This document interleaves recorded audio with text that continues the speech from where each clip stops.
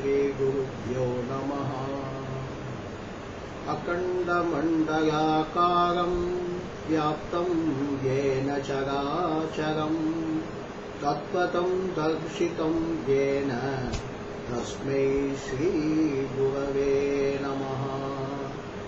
अज्ञानतिमिरान्तस्य ज्ञानाञ्जनशलाकया चक्षुरुन्मीलितं येन तस्मै श्रीगुरवे नमः। गुरुर्ब्रह्मा गुरुर्विष्णुः गुरुर्देवो महेश्वरः गुरुरेव परं ब्रह्म तस्मै श्रीगुरवे नमः। स्थावरं जङ्गमं व्याप्तं यत्किञ्चित् सचराचरं तत्त्वं दर्शितं येन तस्मै श्रीगुरवे नमः। चिन्मयं व्यापि यत्सर्वं त्रैलोक्यं सचराचरं तत्त्वं दर्शितं येन तस्मै श्रीगुरवे नमः। सर्वश्रुतिशिरोरत्न विराजितपदाम्बुजः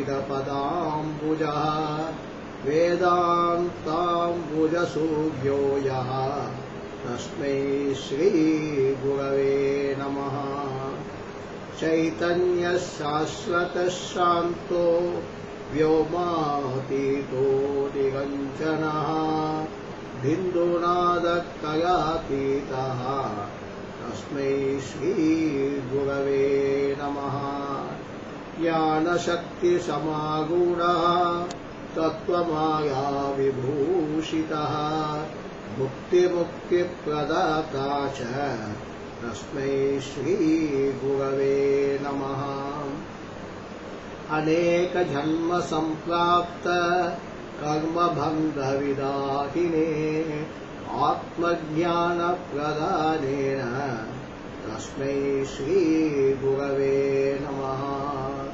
शोषणं भवसिन्धोश्च यापनं सारसम्पदः गुरोर्पादोदकं सम्यक् तस्मै श्रीगुरवे नमः। न गुरोरधिकं तत्त्वं न गुरोरधिकं तपः तत्त्वज्ञानात् परं नास्ति तस्मै श्रीगुरवे नमः।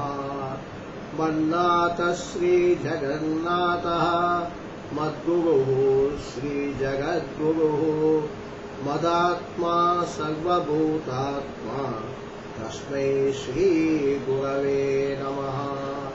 गुरुरादिरनादिश्च गुरुः परमदैवतं गुरोर्परतरं नास्ति तस्मै श्रीगुरवे नमः। त्वमेव माता च पिता त्वमेव बन्धुश्च सखा